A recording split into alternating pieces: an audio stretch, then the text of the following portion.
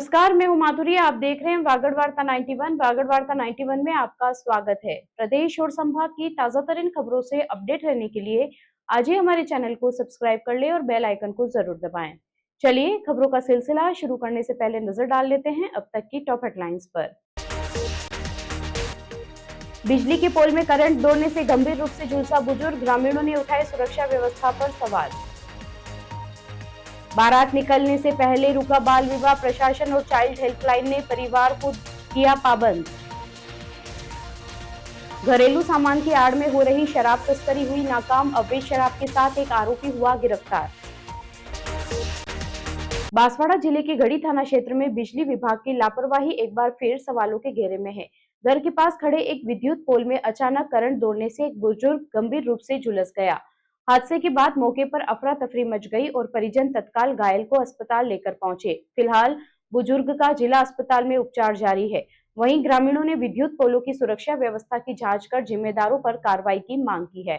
घटना बांसवाड़ा जिले के गढ़ी थाना क्षेत्र स्थित काकरदा गांव की है। जानकारी के मुताबिक गांव में घर के समीप खड़े एक विद्युत पोल में अचानक करंट प्रवाहित हो गया। इसी दौरान रंजी पोल करंट की चपेट में आ गए।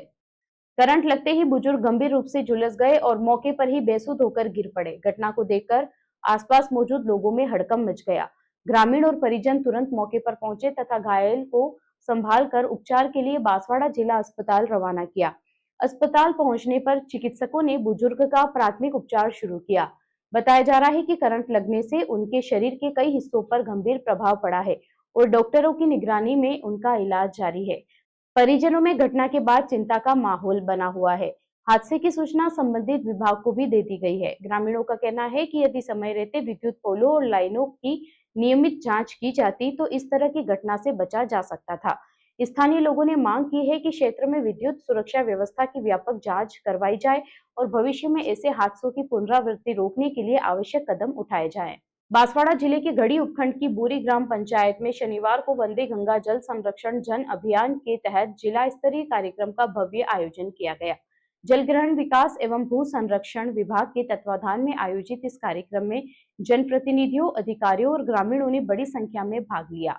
अभियान के माध्यम से जल संरक्षण, पर्यावरण संवर्धन और प्राकृतिक संसाधनों के संरक्षण का संदेश दिया गया।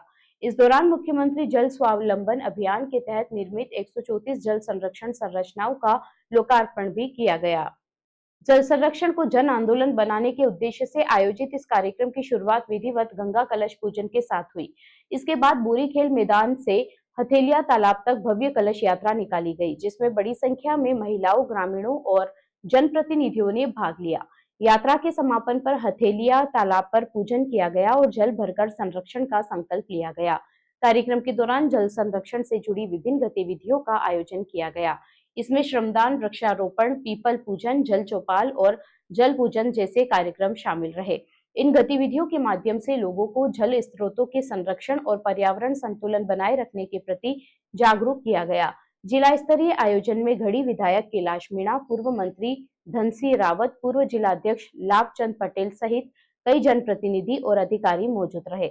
इस अवसर पर मुख्यमंत्री जल स्वावलंबन अभियान 2.0 के तहत निर्मित 134 जल संरक्षण संरचनाओं का लोकार्पण भी किया गया। विधायक कैलाश मीणा ने कहा कि आने वाले समय में जल सबसे महत्वपूर्ण संसाधन होगा।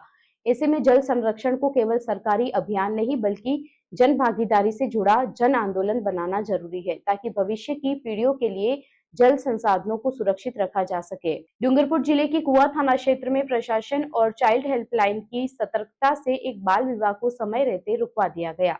सूचना मिलने पर संयुक्त टीम मौके पर पहुंची और दूल्हे के दस्तावेजों की जांच की। जांच में दूल्हे की उम्र निर्धारित वैवाहिक आयु से कम पाई गई, जिसके बाद विवाह प्रक्रिया तत्काल रोक दी गई। अधिकारियों ने परिजनों को कानूनी प्रावधानों की जानकारी देते हुए भविष्य में नियमों का पालन करने के निर्देश दिए। डूंगरपुर जिले के डूंगर सारण गांव में उस समय प्रशासन ने त्वरित कार्रवाई की जब चाइल्ड हेल्पलाइन 1098 को एक बाल विवाह की सूचना प्राप्त हुई। सूचना मिलते ही चाइल्ड हेल्पलाइन समन्वयक मेहुल शर्मा ने जिला प्रशासन और कुआ थाना पुलिस को अवगत कराया, जिसके बाद एक संयुक्त टीम का गठन कर मौके पर रवाना किया गया। कुआ थाना पुलिस और चाइल्ड हेल्पलाइन की टीम जब दूल्हे के घर पहुंची तो वहां विवाह की तैयारियां अंतिम चरण में थी और बारात निकलने की तैयारी चल रही थी। अधिकारियों ने तत्काल दूल्हे के आयु संबंधी दस्तावेजों की जांच शुरू की। जांच के दौरान सामने आया कि दूल्हे की उम्र 20 वर्ष 2 माह है। भारतीय कानून के अनुसार लड़के के विवाह की न्यूनतम आयु 21 वर्ष निर्धारित है। निर्धारित आयु से कम होने के कारण अधिकारियों ने तत्काल हस्तक्षेप करते हुए विवाह को रुकवा दिया। बाल अधिकारिता विभाग के सहायक निदेशक डॉक्टर कल्पित शर्मा ने बताया कि बाल विवाह रोकने के लिए प्रशासन पूरी तरह गंभीरता से कार्य कर रही है। कार्रवाई के दौरान अधिकारियों ने दूल्हे के माता-पिता को बाल विवाह से संबंधित कानूनी प्रावधानों की जानकारी दी और भविष्य में निर्धारित आयु से पहले विवाह नहीं करने के लिए पाबंद किया। प्रशासन ने लोगों से भी अपील की है कि बाल विवाह जैसी सामाजिक कुरीतियों को रोकने में सहयोग करें और ऐसी किसी भी सूचना की तुरंत संबंधित विभाग को जानकारी दे।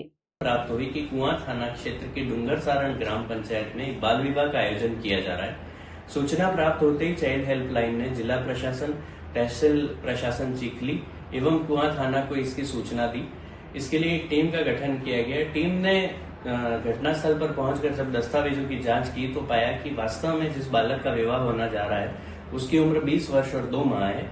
ऐसी स्थिति में तहसीलदार चिखली द्वारा तत्काल प्रभाव से परिजनों एवं वहां मौजूद लोगों को पाबंद किया गया कि इस प्रकार का आयोजन न करवाया जाए, अन्यथा सख्त कार्रवाई की जाएगी। उस बाल विवाह को रुकवा दिया गया। डूंगरपुर जिले में अवैध शराब तस्करी के खिलाफ चलाए जा रहे ऑपरेशन स्वच्छता के तहत 84 थाना पुलिस ने बड़ी सफलता हासिल की है। पुलिस ने स्टेट हाईवे पर नाकाबंदी के दौरान एक पिकअप वाहन से करीब 4 लाख रुपए मूल्य की अवैध अंग्रेजी शराब बरामद की है। घरेलू सामान की आड़ में शराब को गुजरात ले जाया जा रहा था। पुलिस ने एक आरोपी को गिरफ्तार कर मामले की जांच शुरू कर दी है। डूंगरपुर जिले में अवैध शराब तस्करों के खिलाफ लगातार कार्रवाई की जा रही है।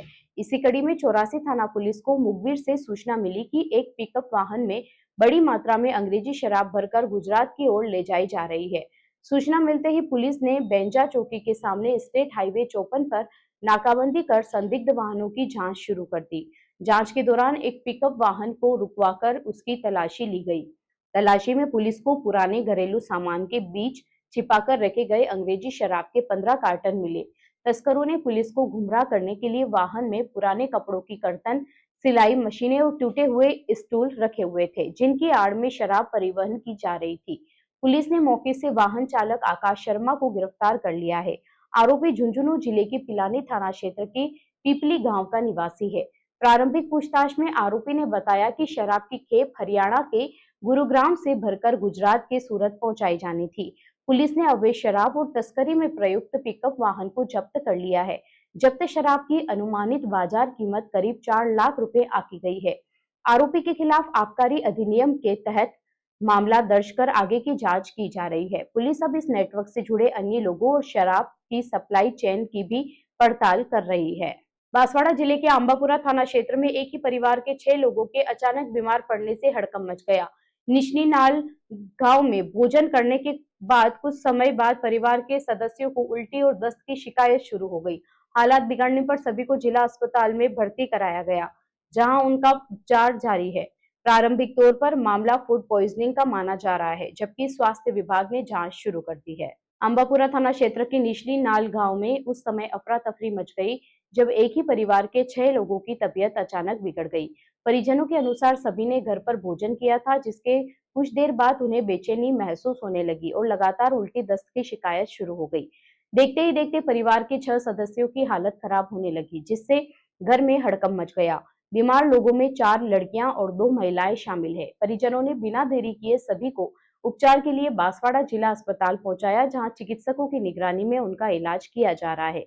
अस्पताल सूत्रों के मुताबिक मरीजों के फूड पॉइजनिंग जैसे लक्षण पाए गए हैं। चिकित्सकों ने प्राथमिक जांच के आधार पर इसे खाद्य विषाक्तता का मामला माना है। हालांकि बीमारी के वास्तविक कारणों की पुष्टि जांच रिपोर्ट आने के बाद ही हो सकेगी। घटना की जानकारी मिलने के बाद स्वास्थ्य विभाग भी सक्रिय हो गया है। संबंधित अधिकारियों ने भोजन और अन्य खाद्य सामग्री के नमूने लेकर जांच प्रक्रिया शुरू कर दी है। वहीं अस्पताल प्रशासन मरीजों के स्वास्थ्य पर लगातार नजर बनाए हुए हैं। एक ही परिवार के 6 लोगों के अचानक बीमार होने की खबर से पूरे गांव में चिंता का माहौल है। फिलहाल सभी मरीजों का उपचार जारी है और चिकित्सक उनकी स्थिति पर लगातार निगरानी रखे हुए हैं। खाना खा के बीमार हो गए। खाना खा के बीमार कितने जने बीमार हुए? 6 जने। 6 जने। कौन कौन बीमार हुआ इसमें? दो 4 तो बच्चे, दो